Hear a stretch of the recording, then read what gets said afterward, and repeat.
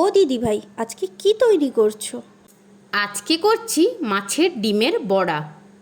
পেঁয়াজ কাঁচা লঙ্কা কুচি করে নিয়ে পরিমাণ মতো নুন ও হলুদ মিশিয়ে মাছের ডিম দিয়ে ভালো করে মেখে নেব। মুচমুচে হওয়ার জন্য অল্প কর্নফ্লাওয়ার দিয়ে গুলিয়ে রাখবো। এদিকে প্যানে তেলটা গরম হয়ে গেছে। এরপর মিশ্রণটি বড়ার আকারে একে একে দিয়ে দেব।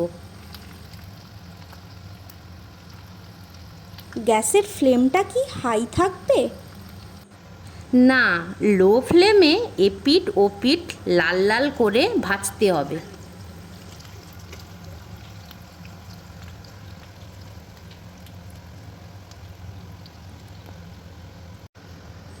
এবার ভাজা হয়ে গেছে, একে একে তুলে নিলেই তৈরি মাছের ডিমের বড়া। লাল লাল বড়া, খেতে তো খুব মুচমুচে হয়েছে। এবার শুধু খাই আর খাই।